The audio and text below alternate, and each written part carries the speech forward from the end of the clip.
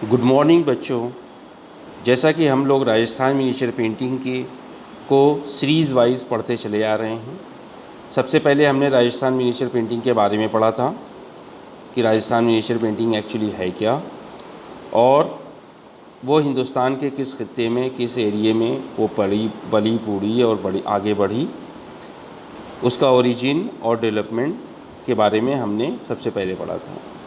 उसके बाद हम लोगों ने राजस्थान मिनिएचर पेंटिंग की जो 6 पेंटिंग जो हमारे सिलेबस में शामिल है उसके बारे में एक एक करके पढ़ रहे हैं, जिसमें अब तक हम 4 पेंटिंग के बारे में बात कर चुके हैं, पढ़ चुके हैं अलग अलग क्लासेस में, जिसमें जो 6 पेंटिंग हमारे सिलेबस में हैं और उसमें से 4 पेंटिंग हमने अब तक कंप्लीट कर ली है। उसमें है सबसे पहले मरुरागनी पेंटिंग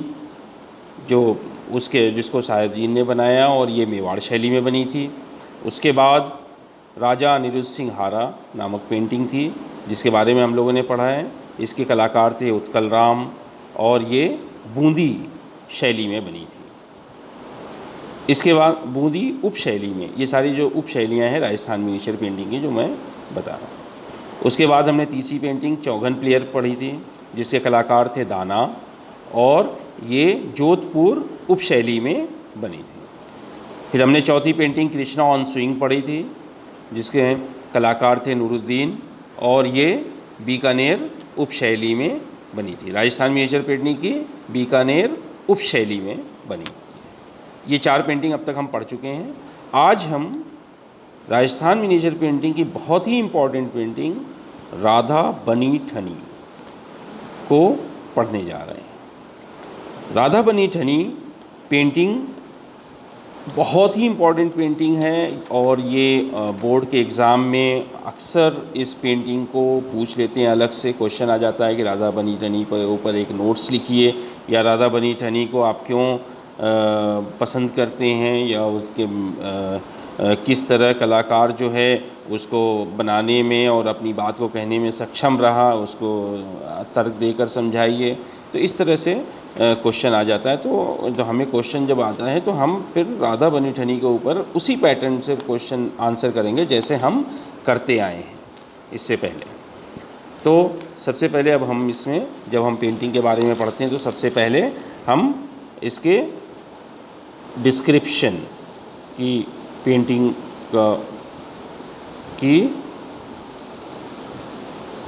के बारे में पढ़ते हैं।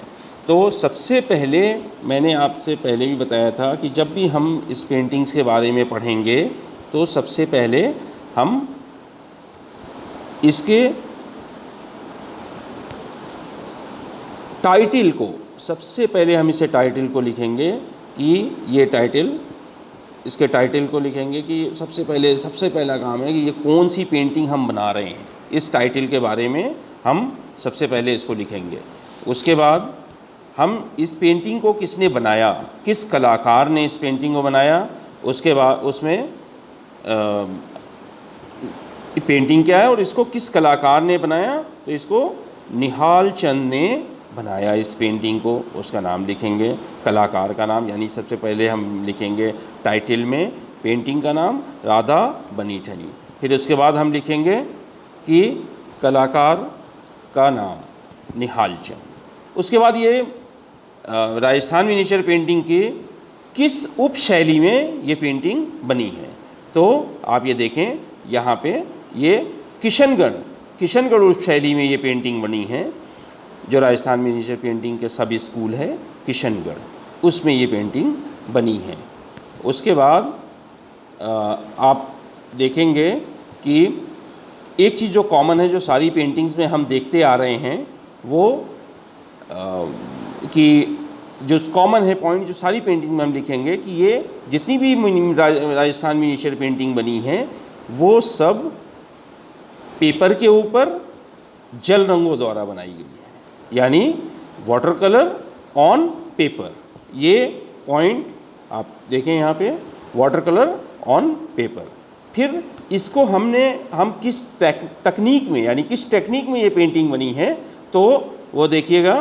तो टेम्परा टेक्निक, हमने अब तक जितनी पेंटिंग देखी है बनाई राजस्थान मिनिएचर पेंटिंग के बारे में, जितनी भी पेंटिंग के बारे में पढ़ा है, तो उसमें हमने इसको डिस्कस किया था कि ये सारी पेंटिंग टेम्परा टेक्निक में बनी है और सारी जल रंगों द्वारा बनी है पेपर के ऊपर। ये कॉमन टॉपिक पॉइंट है जो हर पेंटिंग में आप लिखेंगे। और एक और कॉमन पॉइंट है कि इसका कलेक्शन कहाँ है। इसका collection national museum new Delhi में इन पेंटिंग्स का कलेक्शन है। यानी राजस्थान मिनिएचर पेंटिंग की जितनी भी पेंटिंग है सबका कलेक्शन। इवन हम और भी मिनिएचर पेंटिंग के बारे में जो हम पढ़ेंगे, जैसे मुग़ल मिनिएचर पेंटिंग के बारे में और पहाड़ी स्कूल ऑफ मिनिएचर पेंटिंग के बारे में पढ़ेंगे, दक्कन मिनिएचर पेंटिंग के बारे में पढ़ेंगे, इन सब का तकरीबन सभी का collection national museum new Delhi में है। और सारी टेम्परा टेक्निक में बनी है, सारी पेंटिंग वाटर कलर से पेपर के ऊपर बनी। ये इतना पॉइंट सब पेंटिंग में कॉमन है, ये सबसे पहले ऊपर हम लिखेंगे। उसके बाद ये किस काल में बनी है, किस पीरियड, इसका पीरियड क्या है, तो इसमें ये 1760 में 1760 AD में ये पेंटिंग बनी है। तो अगर ये आपको याद ना आए, अगर एग्जैक्ट आपको डेट नहीं याद आ रही है, तो आप मिड 18 सेंचुरी आप लिख सकते हैं। मिड यानी 18वीं शताब्दी के मध्य में ये पेंटिंग बनी थी। ये ऊपर इतना डिस्क्रिप्शन ऊपर इसके सारे पॉइंट्स लिखने के बाद एक और फिर हेडिंग हम डालेंगे। उसके बाद वो हेडिंग होगी सब्जेक्ट मैटर, यानी विषय वस्तु। ये पेंटिंग किस विषय पर बनी है ये हम टॉपिक डालेंगे। तो उसमें हम देखेंगे कि ये पेंटिंग को हम अपने सामने रख देंगे और देखेंगे कि ये किस विषय में बनी है। तो इसमें हम सबसे पहले विषय वस्तु में लिखेंगे कि इसमें राधा, इस पेंटिंग में राधा के व्यक्ति चित्र को बनाया गया है, यानी पोर्ट्रेट को बनाने की कोशिश की है। या और आगे डाइल्यूट करके आप लिख सकते हैं जो ऊपर नाम है कि निहाल चंद ने, किशनगढ़ शैली के निहाल चंद ने इस राधा बनी ठनी को के व्यक्ति चित्र को बनाया है इसमें। ठीक, उसके बाद अब इसके डिस्क्रिप्शन की बात आती है। जब हम इसको डिस्क्राइब करते हैं तो डिस्क्रिप्शन में वो सारी चीज़ें हैं जो पेंटिंग में हमें दिख रही हैं, तो उसका डिस्क्रिप्शन में लिखा हुआ। तो हम पेंटिंग को देखते हैं। सबसे पहले पेंटिंग को जब हम देखेंगे, पूरी पेंटिंग को आप देखिए, ये पेंटिंग बहुत ही इम्पॉर्टेंट पेंटिंग है इंडिया की, और इसको हम भारतीय मोनालिसा भी कहते हैं इस पेंटिंग को। बच्चों, आपको पता है मोनालिसा एक पेंटिंग है इंटरनेशनली, वो बहुत रिकॉग्नाइज पेंटिंग है, बहुत ज़्यादा पॉपुलर है, बहुत फ्रांस में म्यूज़ियम में रखी हुई वो पेंटिंग है जिसको लियोनार्डो दा विंची ने बनाई। वो पेंटिंग बहुत ज़्यादा मशहूर पेंटिंग है मोनालिसा। और इस पेंटिंग को जो राधा बनी ठनी है, इसको हम इंडियन मोनालिसा कहते हैं। मोनालिसा की पेंटिंग मैं आपको दिखा दूँ। देखिए, मोनालिसा की ये पेंटिंग है जो आपको स्क्रीन पे नज़र आ रही है। ये पेंटिंग लियोनार्डो दा विंची ने बनाई थी, और ये पेंटिंग भी पोर्ट्रेट है, एक तरह का पोर्ट्रेट है। और आप जब इस पेंटिंग को देखेंगे राधा बनी ठनी को, ये भी पोर्ट्रेट है, दोनों पोर्ट्रेट। लेकिन इसको ये भी उतनी ही पॉपुलर है जितनी वर्ल्ड वाइड वो पेंटिंग मोनालिसा पॉपुलर है, उतनी ही पेंटिंग ये इंडियन आर्ट में ये पेंटिंग पॉपुलर है, राधा बनी ठनी। इसलिए इसको इंडियन मोनालिसा कहते हैं। अब इंडियन मोनालिसा हम क्यों कहते हैं इस पेंटिंग को?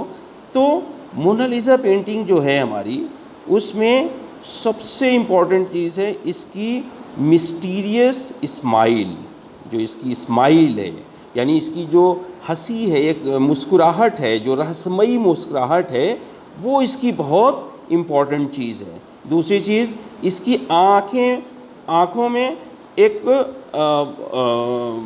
भाव नज़र आता है कि ये भावुक एक आँखें हैं जो उसमें कहीं देख रही हैं, जैसे कुछ सोचते हुए देख रही हैं। और बहुत इसके जो हाथ वगैरह हैं बड़े डेलिकेटेड बनाए गए हैं। और इसकी बैकग्राउंड अगर आप देखें तो बैकग्राउंड भी बड़ा मिस्टीरियस सा बैकग्राउंड है, यानी रहस्यमयी सा बैकग्राउंड। जैसी रहस्यमयी मुस्कान वैसी रहस्यमयी बैकग्राउंड। अब हम इस पेंटिंग पे आ जाते हैं, राधा बनी ठनी पे। इसको भी आप जब देखते हैं तो इसकी भी एक स्माइल आप देखें, इसकी मुस्कुराहट एक रहस्यमयी मुस्कुराहट के साथ ये पेंटिंग हमें नज़र आती है। फिर इसकी आँखें हम देखें तो आँखों में वही एक भाव के साथ भावुक आँखें नज़र आती हैं और एक स्पीकिंग आइज़ जिसे कहते हैं, बोलती हुई आँखें, क्वेश्चन करती हुई आँखें, जैसे आँखों में ही कोई क्वेश्चन छुपा हो ऐसा नज़र आ रहा है और कहीं टारगेटेड है, देख रही हैं और दिमाग में कुछ चल रहा है। वो भाव, दिमाग में उठते हुए भाव उनके चेहरों पे साफ नज़र आ रहे हैं, जैसे मोनालिसा पेंटिंग। इसी वजह से, और फिर अब इसको ध्यान से इस पेंटिंग को देखिए।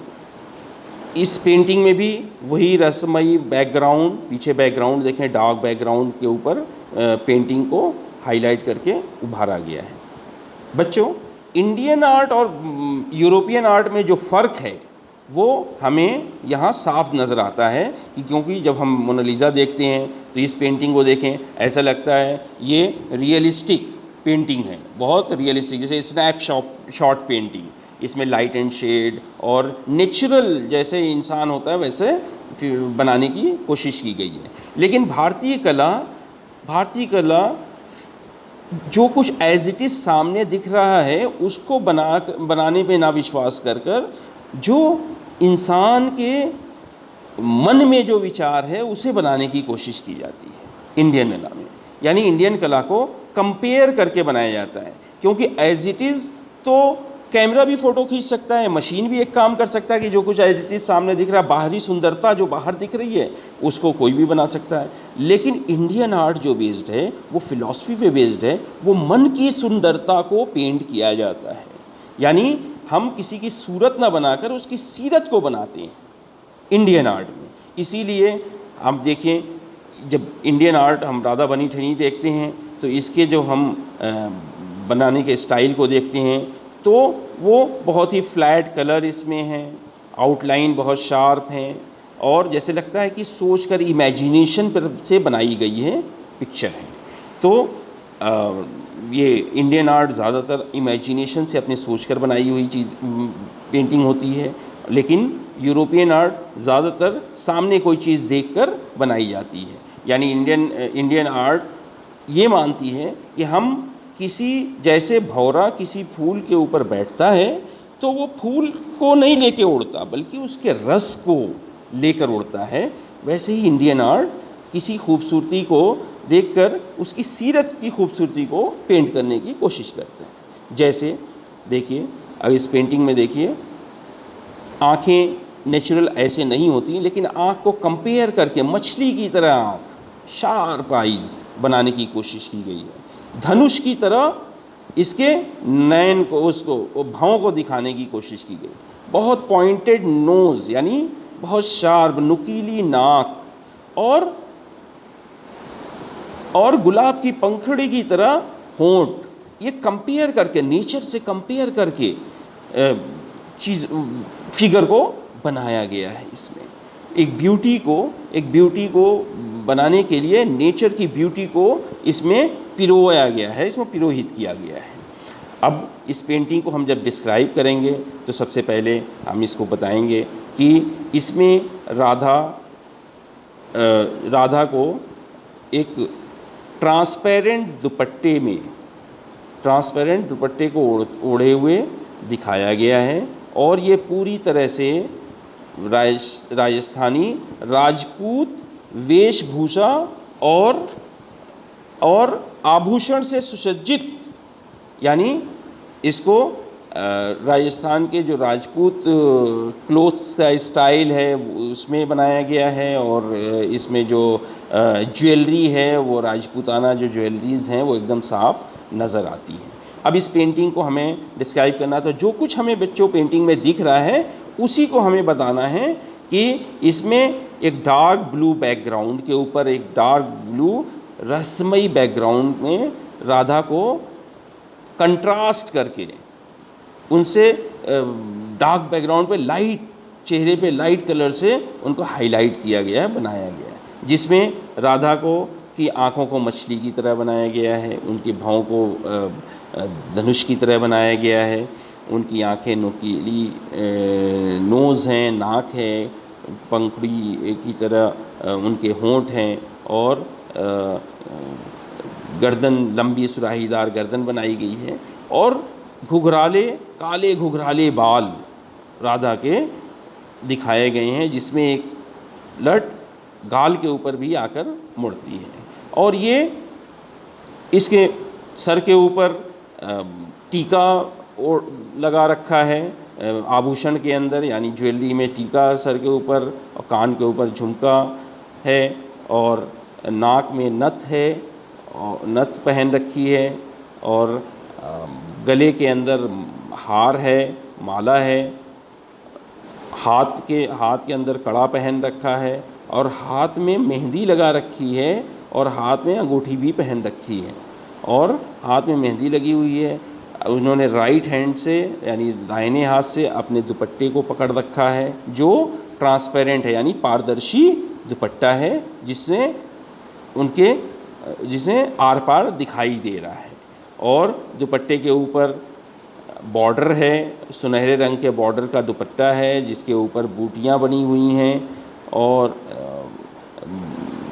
बाजू में उन्होंने बाजूबंद पहन रखा है और इनके हाथ में बाएं हाथ में एक दो कमल की पंखुड़ियां हैं बाएं हाथ में। अगर ओवरऑल हम इस पूरी पेंटिंग को देखें तो इसमें एक लेडी की ब्यूटी को पूरी तरह से दिखाने की कोशिश की गई है जो और बिल्कुल फोक आर्ट का भी इसके अंदर एक हमें झलक देखने को मिलती है, जो लोक कलाएं होती हैं उसकी झलक भी हमें देखने को मिलती है। और ये इतनी इम्पोर्टेंट पेंटिंग है कि इस पे भारत सरकार ने एक डाक चित्र भी डाक टिकट भी जारी किया था और ये इसको हम भारतीय कला में एक मील का पत्थर इस पेंटिंग को मानते हैं और भारत की पहचान के तौर पर हम इस पेंटिंग को देखते हैं। तो जब भी हम बच्चों इस पेंटिंग को डिस्क्राइब करते हैं तो हमेशा ऐसा लगना चाहिए, या हम किसी भी पेंटिंग को डिस्क्राइब करते हैं तो हमेशा ये याद करने से ज़्यादा, ये टेक्स्ट को याद करने से ज़्यादा या इसको पढ़ने के साथ साथ हम इस पेंटिंग को भी ज़रूर देखें कि पेंटिंग में बना क्या है। पेंटिंग को बस ऐसा लगे कि आपके सामने आप उसको डिस्क्राइब कर रहे हैं, ठीक है। तो ये पूरी तरह से राधा और राजस्थान मिनिएचर पेंटिंग की एक ख़ास बात है कि आपने अब तक जितनी भी पेंटिंग पढ़ी है उसमें एक चीज़ ख़ास देखी है कि इसमें नारी चित्रण बहुत ज़्यादा हुआ, जो राजस्थान मिनिएचर पेंटिंग की विशेषता है।